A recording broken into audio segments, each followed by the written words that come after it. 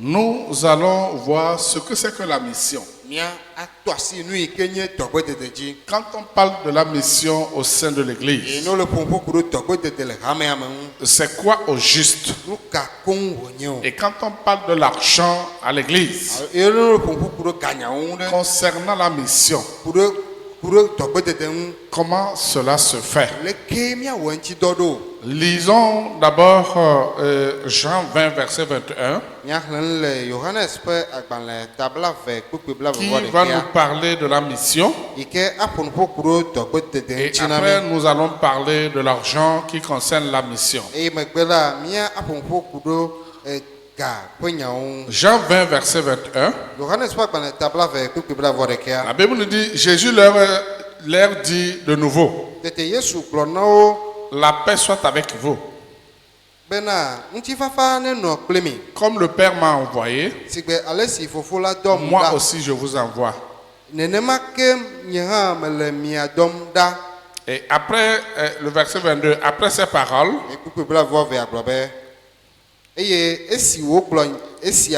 il souffla sur eux et il leur dit, recevez le Saint-Esprit.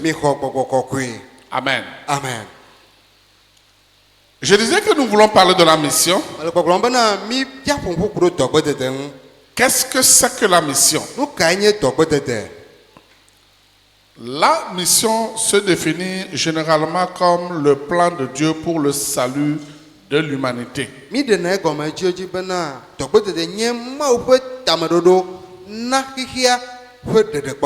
Comment Dieu a fait son plan?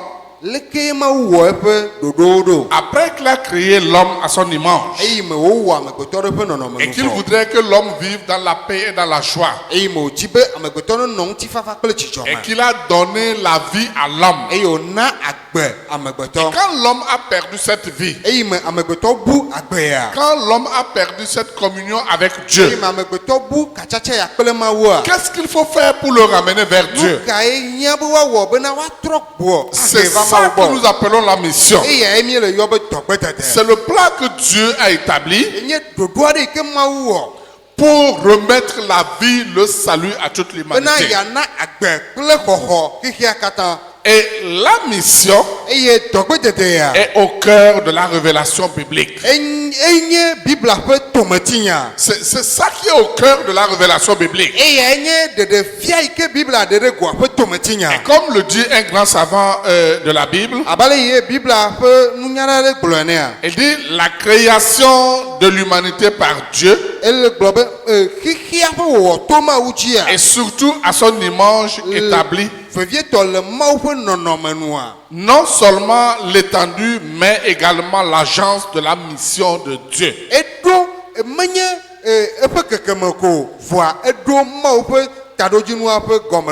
Donc, Dieu, voyant que l'homme l'a quitté, et l'homme volontairement a interrompu la communion avec son Créateur,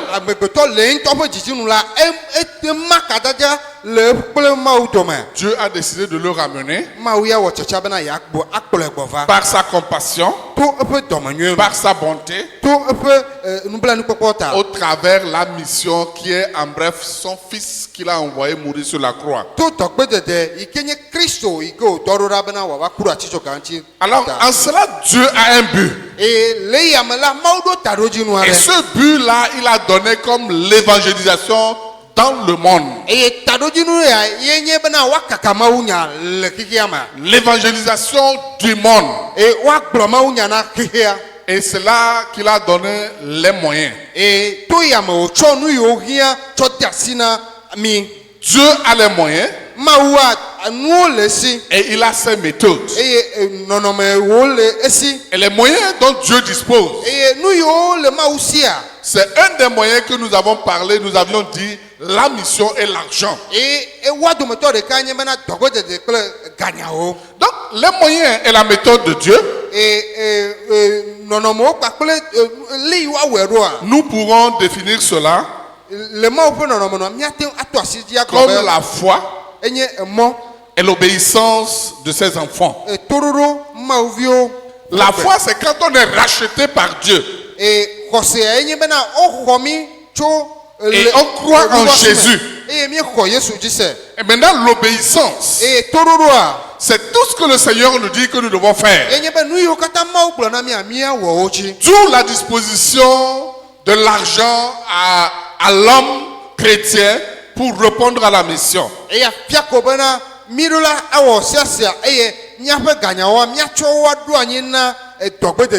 C'est pourquoi nous voulons parler des ressources de Dieu. Dieu a ses ressources. L'amour et la générosité des chrétiens. Il ne descend pas en personne pour le manifester. Il le manifeste en quiconque croit en lui. Il le manifeste en quiconque croit à son Fils unique. C'est en cela que Dieu manifeste son amour. Et quand il le manifeste, on croit en lui. On le reçoit et on manifeste cet amour à l'égard des autres. Et nous avons dit l'autre ressource, c'est la générosité des chrétiens. Et comme la Bible nous dit que nous sommes des intendants de Dieu, les intendants de tout ce que Dieu met à notre disposition, il faudrait qu'on manifeste la générosité. Dieu ne descend pas en personne pour pouvoir accomplir ce que nous devons faire. Mais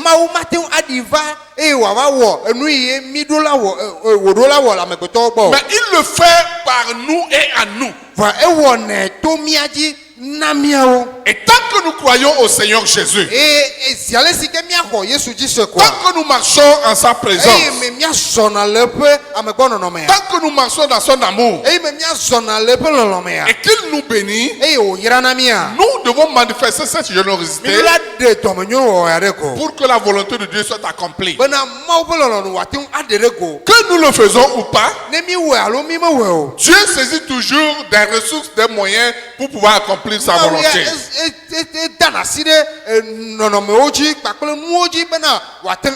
Alors, en tant que chrétien, l'amour et la générosité nous font évoluer en lui. Nous font amener devant sa volonté et sa face. Et quand il faut manifester cet amour et cette volonté en Jésus, cela exige le sacrifice. Quand nous ne voulons pas faire ce sacrifice, aller au-delà de notre nature, aller au-delà de notre personnalité, laisser l'Esprit de Dieu nous diriger, il sera très difficile que nous manifestons l'amour de Christ en nous. Il sera très difficile que nous faisons des sacrifices, que nous soyons généreux pour la mission. Donc, s'il faut parler de la mission, cela nécessite donc des moyens et des ressources. La mission exige des moyens et des ressources.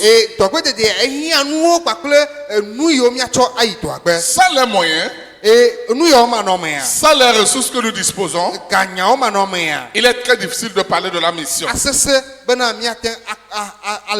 Et quand on parle de la mission, oui, c'est vrai, l'idée principale, c'est sortir, aller évangéliser. C'est aller prêcher. Mais dans d'autres sens élargis,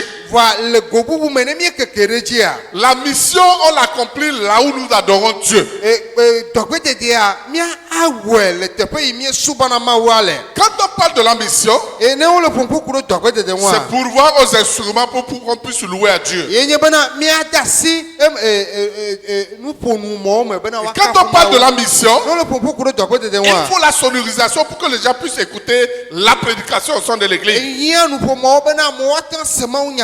Quand on parle de la mission, il faut l'entretien de la maison de Dieu. Quand on parle de la mission, il faut le soutien des hommes de Dieu. Et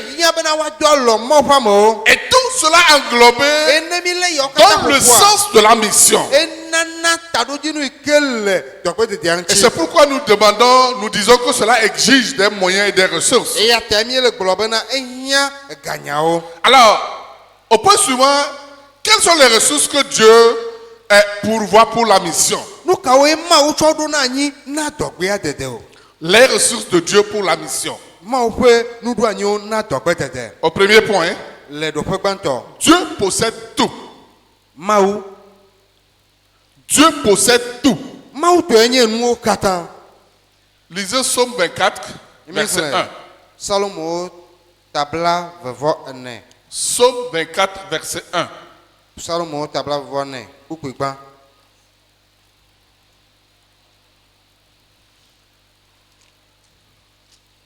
Psaume 24, verset 1. Psaume 24, verset 1. Oui. David pera. Yehowa toenye anyigba ple nusio yo eji. Kehiame ple emenu. Amen. Eme nolao. Amen. À l'Éternel, la terre est ce qu'elle renferme, le monde est ce qu'il habite. Nous avions dit que Dieu possède tout. La parole de Dieu est claire. Nous appartenons à Dieu. Et tout ce que nous avons vient de lui et lui appartient. Nous sommes appelés pour être des administrateurs fidèles de ses ressources. Donc,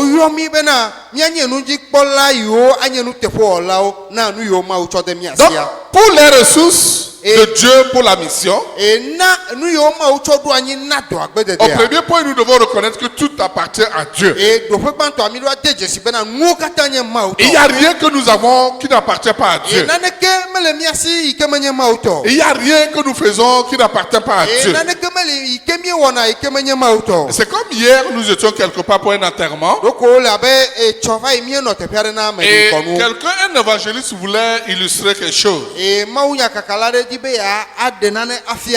parlait d'un riche qui avait un bien excessif. Il avait tellement de moyens. Et à chaque moment qu'il assiste à l'enterrement des gens, il se dit ceci: moi, je ne vais pas aller, on ne va pas m'enterrer au sol, par terre, non. Et il s'est fait construire des étages. Et quelque part en haut, il a bien arrangé. Et il a dit ceci: il a donné l'ordre à toute sa famille et à ses enfants, à tous ses parents. Et il leur a dit ceci: quand moi je vais mourir, je ne voudrais pas que vous me mettez au sol pour que les termites me mangent, pour que poussière que je suis, je reparte à la poussière. Il dit: c'est là-bas que moi je vais rester. Mes fils, mes petits-fils, arrière-petits-fils me verront là-bas. Et il a oublié la recommandation de Dieu qui dit: nous sommes poussière et nous devons repartir à la poussière. Et tout ce que nous sommes, nous le recevons que de Dieu. Et quand il a tout arrangé, et il a tout fait, il a mis tout ce qu'il doit mettre. Il a vu les médecins, les docteurs. Il a tout mis. Mais bizarrement, de son vivant, qu'il est sorti et il voyageait avec son chauffeur. Et en plein voyage, il a eu un malaise. D'où vraiment son ventre ne le contenait plus. Le contenu de son ventre a dit qu'il va sortir. Il a dit au chauffeur, attends. Puisqu'il n'est pas dans une ville, et que, attends, je vais me mettre à l'aise, j'arrive. Et quand il est descendu, il est parti dans la brousse, là où il voulait se mettre à l'aise. Paraît-il que les Allemands avaient construit un fossé, non? Un fossé bien profond. Et le couvercle était presque détruit. Et c'est là que lui est resté pour faire ses besoins. Et quand il est resté en même temps, le couvercle est détruit. Il s'est retrouvé au fond du fossé. Il n'est plus ressorti. Après quelques jours, plutôt quelques heures, le chauffeur l'attend en vain. Et le chauffeur descend pour aller voir mon patron est où. Il a retrouvé le patron en bas et c'est fini pour lui. On ne peut même pas rentrer pour enlever le patron. C'est comme il s'est enterré lui-même. Et il est parti dire aux parents, quand ils sont arrivés, avec le matériel qu'on a construit, le fossé, le matériel qu'on a pris pour construire le fossé, il ne peut pas rentrer pour l'enlever. Il y a la terre, la poussière, les arbres, n'importe quoi qui est poussé dedans. Qu'est-ce qu'on a fait? On l'a juste remblayé. Qu'est-ce que nous avons qui n'appartient pas à Dieu? Il nous arrive des fois de défier Dieu. Avec ce que nous avons, au lieu d'utiliser pour faire le travail de Dieu, nous nous accaparons de tout. Nous oublions que tout appartient à Dieu. Si nous utilisons cela pour Dieu, plus on utilise pour Dieu, plus on est béni. Même si on n'est pas béni matériellement, on est béni sur d'autres plans. Alors frères et sœurs, ce témoignage, je voudrais juste dire qu'en tant qu'homme, poussière que nous sommes, tout ce que nous possédons, c'est au service de Dieu. Mettons Dieu à la première place. Et le deuxième point, Dieu a confié à ses enfants des ressources pour l'œuvre, son œuvre.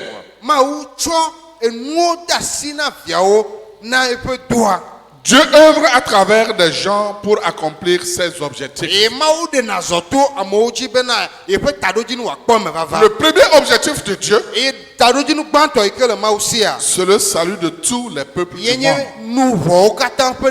Comment contribues-tu au salut de toute l'humanité? C'est vrai que tu ne peux pas aller dans le monde entier. Mais dans ton quartier, dans ton village, dans ta maison, comment tu fais? Par quel moyen contribues-tu? Quand on parle de la mission dans la vie d'un chrétien, c'est premièrement le salut qu'il a reçu de Dieu, qu'il doit le manifester par l'amour que Dieu a mis en lui. Et deuxièmement, les biens que le Seigneur a mis à sa disposition, il doit l'utiliser pour ce salut. Il doit l'utiliser pour l'œuvre de Dieu. Et plus nous utilisons, plus Dieu nous bénit. Plus nous utilisons, plus nous sommes gardés. Plus nous utilisons pour Dieu, plus Dieu nous ouvre les portes. Alors frères et sœurs, comment contribues-tu au salut des âmes? Mais ce qui est marrant aujourd'hui, Au lieu qu'on puisse contribuer pour le salut du monde, le salut de ceux qui ne connaissent pas Christ, les gens contribuent pour la perte du salut des gens. Au lieu qu'on contribue pour le salut de ceux qui ne connaissent pas Christ, ils contribuent pour la perte du salut des gens. Tu es fatigué? Contribuons pour le salut des âmes. Parce que tout ce que Dieu nous a confié comme ressources, c'est pour ainsi. Et le troisième point, l'amour et la générosité des chrétiens. Les chrétiens macédoniens nous donnent un bon exemple de générosité. Si vous lisez dans 2 Corinthiens 8, versets 1 à 5,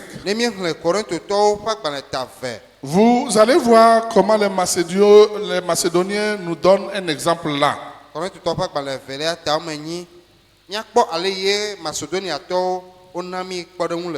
2 Corinthiens 8, versets 1 à 5. La Bible nous dit ceci.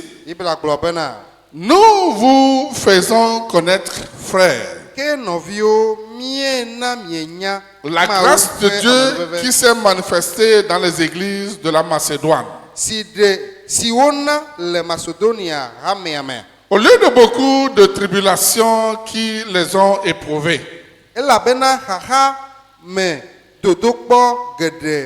leur joie débordante et leur pauvreté profonde ont produit avec abondance de riches libéralité de leur part.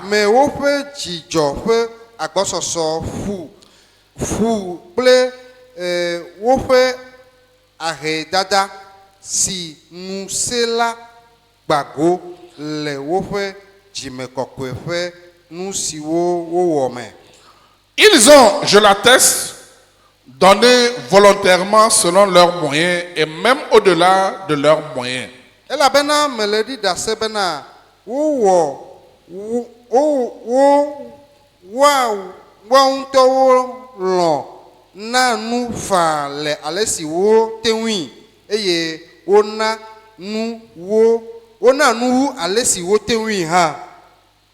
Nous demandons avec de grandes instances la grâce de prendre part à l'assistance destinée aux saints.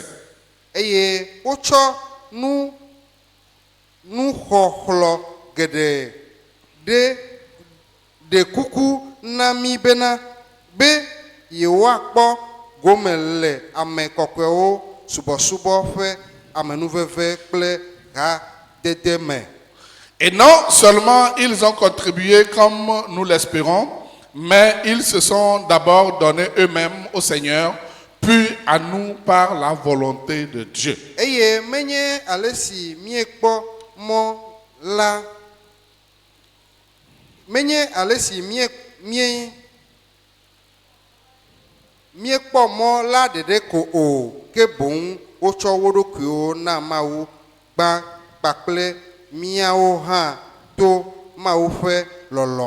Amen. Les Macédoniens ont manifesté l'amour de Dieu et ils ont prouvé qu'ils sont généreux à l'égard de la mission.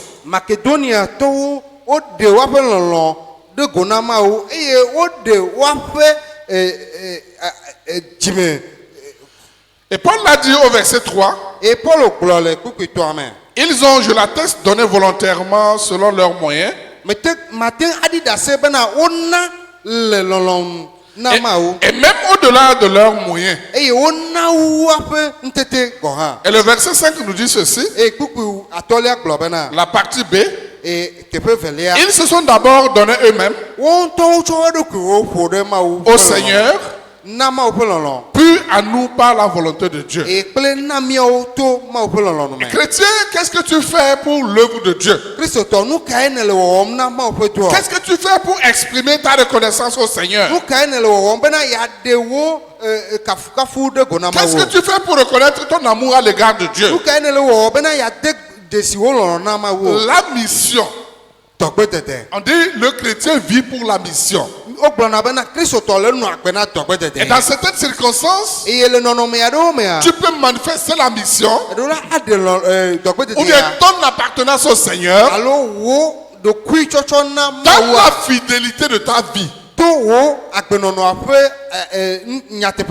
dîme que tu dois être régulier là-dedans. Les offrandes que tu dois être régulier là-dedans. Et quand il y a les besoins dans la maison de Dieu, comment tu dois répondre? Tout cela exprime la mission que le chrétien doit manifester dans la maison du Seigneur. Soyons fidèles dans nos dîmes. Soyons fidèles dans les offrandes. Répondez aux besoins qui sont au sein de l'église. En ce moment, nous serons en train de faire au minimum la mission que le Seigneur nous recommande.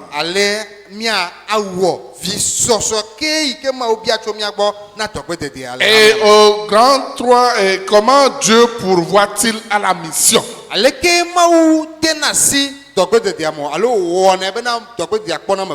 Par notre abondance, Dieu pourvoit à la mission. Si vous lisez Psaume 67, verset 7, il y a une raison derrière la bénédiction de Dieu à l'égard de nous. Nous sommes bénis pour être une bénédiction aux autres.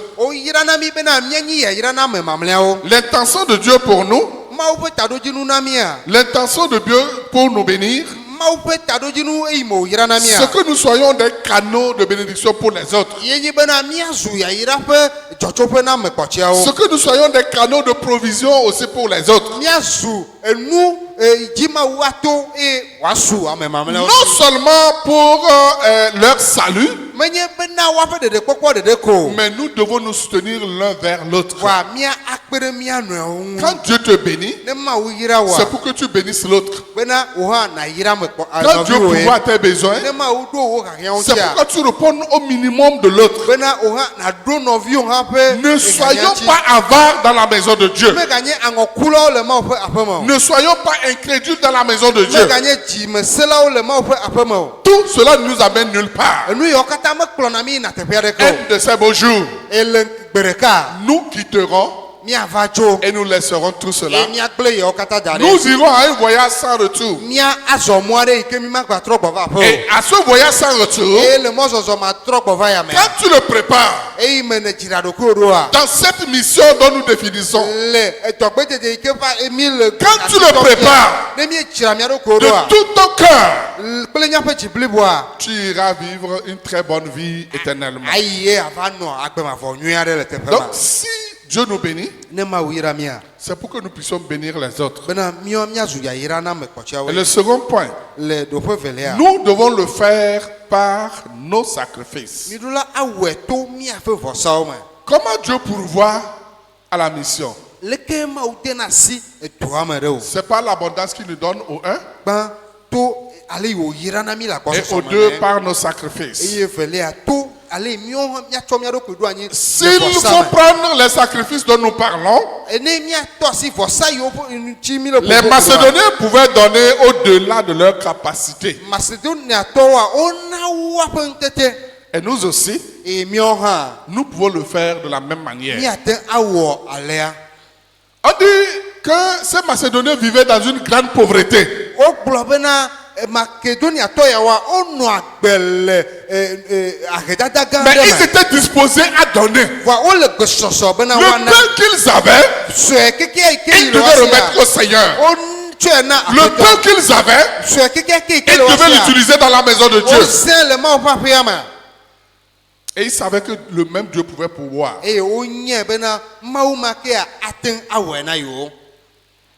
À quoi sommes-nous disposés à renoncer pour que l'évangile puisse aller en avant?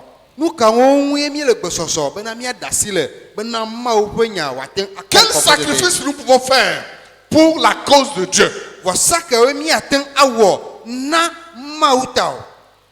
Aujourd'hui, même dans la maison de Dieu, Vous entendez toujours.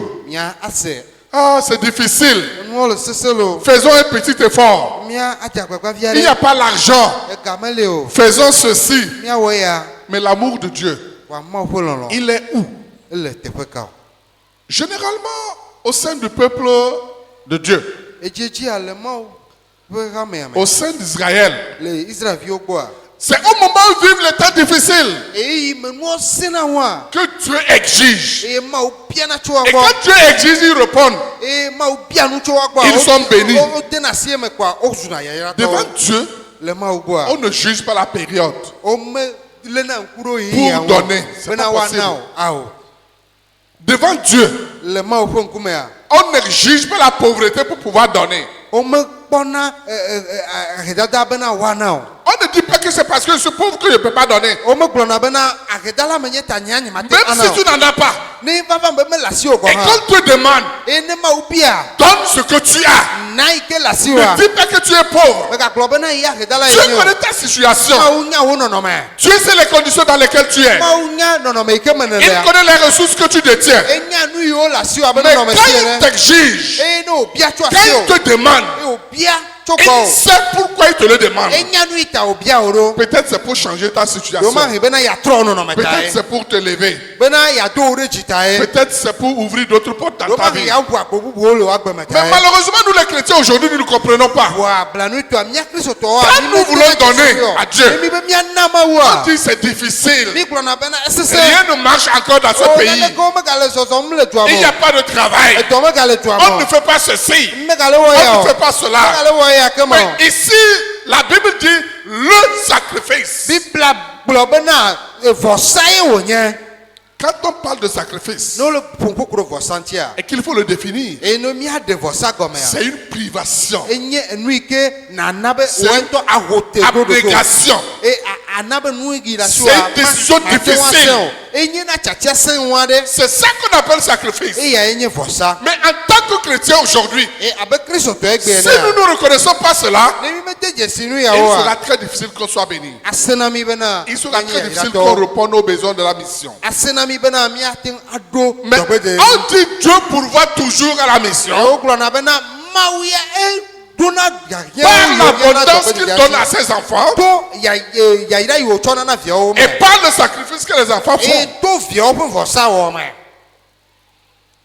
Et le troisième point, Dieu pourvoit à la mission par la bonne gestion. Chacun de nous pourrait réduire ses dépenses afin de contribuer à la mission. Une bonne gestion de notre argent peut nous permettre de mettre à côté un peu pour contribuer à la mission. Une bonne gestion de notre argent, de nos ressources, peut nous permettre de nous priver de quelques plaisirs, peut nous priver de quelques voyages de loisirs,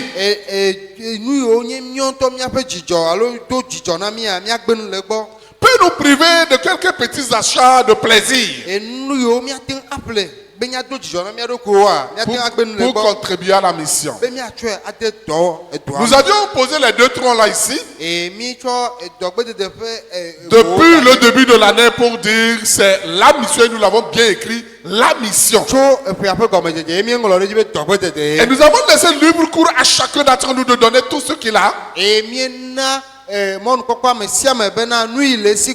À chaque fin de culte, on peut mettre 50 francs qui nous restent dans la poche.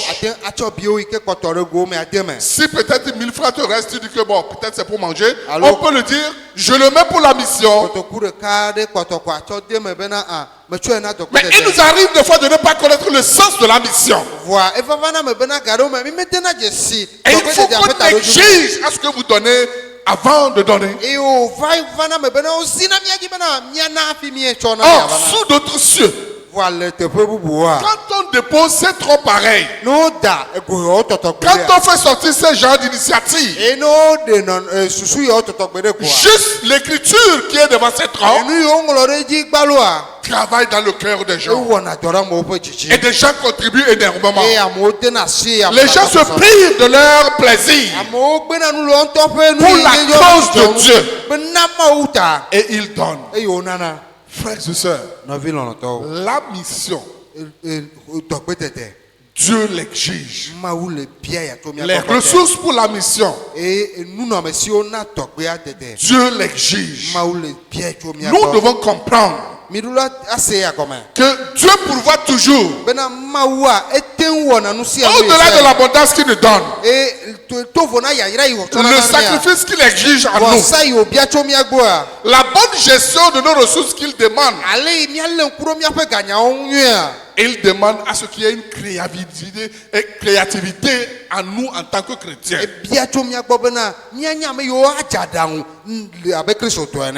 Beaucoup d'entre nous pourront penser comment il faut contribuer pour la mission. Avec leurs fonds, avec leur famille. Certains pouvaient penser peut-être par une vente de charité. Ce qu'eux ne veulent plus utiliser. Mais qui est toujours important pour les autres. Ils peuvent demander, nous allons vendre cela pour la mission. Certains jeunes peuvent se passer fabriquer des petites choses. Et ils demandent à ce qu'on vende pour la mission.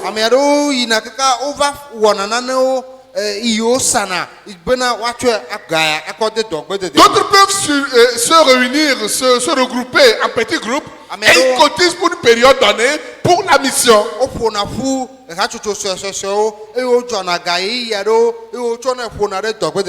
Il y a de cela quelques années, je me rappelle que certains des jeunes de la région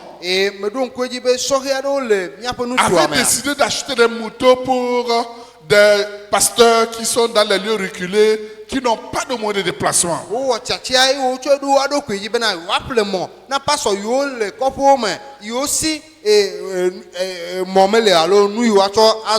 Et quand ces jeunes ont posé ce acte, si vous allez les voir dans leur maison, si vous allez les voir leur situation, vous n'allez pas croire. Frères et sœurs, la mission est très importante dans la vie d'un chrétien. La mission est la base de la respiration du chrétien. Comment fais-tu ta mission? Si tu le fais, Dieu te bénira. Si tu ne le fais pas, Dieu va exiger ailleurs. Mais tu resteras toujours ce que tu es. La mission. Au-delà de tout ce que nous avons cité, c'est par notre foi que nous devons poser les actes. Par la foi, quand nous contribuons à la mission, Dieu répond. Par la foi, quand nous donnons pour le salut des âmes, Dieu répond. Nous devons élargir notre foi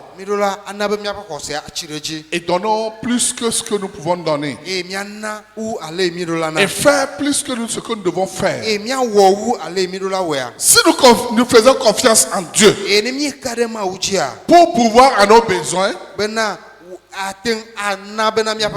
serons libérés pour donner fidèlement et généreusement pour la gloire de Dieu. Si vous le faites, il y a des grandes promesses de Dieu à l'égard de ceux qui l'accomplissent. Il y a les grandes promesses de Dieu à l'égard de ceux qui font ces promesses. Il y a les grandes promesses de Dieu à l'égard de ceux qui donnent pour la mission. Donnons pour la mission. Donnons pour la mission. Contribuons pour la mission. Amen. Nous allons lire deux quotations bibliques et nous allons prier. Lisons 2 Corinthiens 9, verset 8. Et Philippiens 4, verset 19. 2 Corinthiens 9, verset 8. La Bible nous dit ceci. Et Dieu peut vous combler de toutes sortes de grâces, afin que possédant toujours en toutes choses de quoi satisfaire à tous vos besoins, vous ayez encore en abondance pour toute bonne œuvre.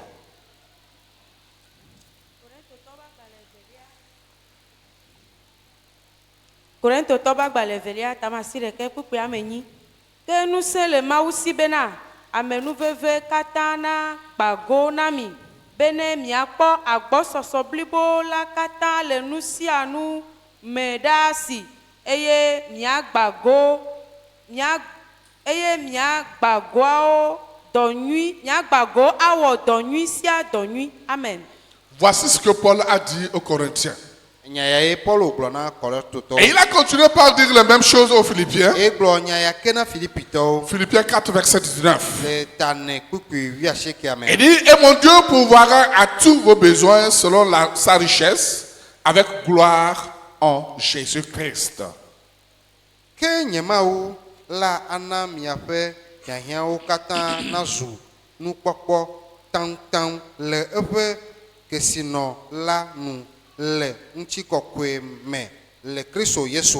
Amen. Nous devons faire confiance à Dieu pour la satisfaction de nos besoins pendant que nous donnons généreusement pour répondre aux besoins de la mission.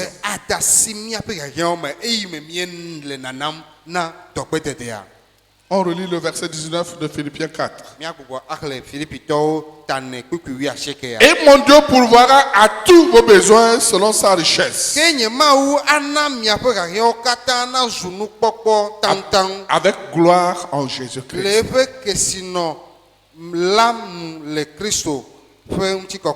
Amen. Nous allons prier le Seigneur. Seigneur, nous voulons te dire merci ce matin. Merci pour cette parole que tu nous as fait entendre. Merci pour ta présence à notre égard. Nous savons que nous sommes appelés pour la mission. Nous sommes appelés pour la contribution, Seigneur Jésus, afin que ta parole ne soit évoluée. Alors je te prie au nom de Jésus que tu viennes à notre secours, que tu nous assistes. Que nous soyons, Seigneur, des contributeurs pour la mission. Que nous soyons des missionnaires pour, Seigneur, ta gloire. Nous sommes des entendants quand tu nous accordes ta bénédiction. Aide-nous maintenant, Seigneur Jésus, à contribuer pour la gloire de ton nom. Merci que le cœur de quelqu'un soit changé ce matin. Merci parce que nous ne devons pas avoir en abondance avant de donner. Mais nous devons donner pour la gloire de ton nom. Nous devons donner dans la foi. Nous devons donner dans le sacrifice. Nous devons donner pour le salut des autres. Alors, viens nous soutenir et viens nous aider. Je te dis merci pour ta présence. Au nom de Jésus, nous avons prié. Amen. Que le Seigneur vous bénisse. Alors, nous avons parlé de la mission. Je voudrais que vous déposiez les troncs de la mission. Que chacun donne pour cette mission selon ce que son cœur le parle. Selon ce qu'il a compris. Selon la manière dont il a compris le message de ce matin. Nous allons donner pour la mission. Ce n'est pas tout pour nos offrandes. Ce n'est pas nos dîmes. Mais selon la mission dont nous parlons ce matin, comment as-tu compris le sens de cette mission? Je voudrais que chacun puisse s'investir, que chacun puisse répondre à ce message de ce matin pour la gloire de Dieu. Nous vous avons dit que nous allons essayer de continuer.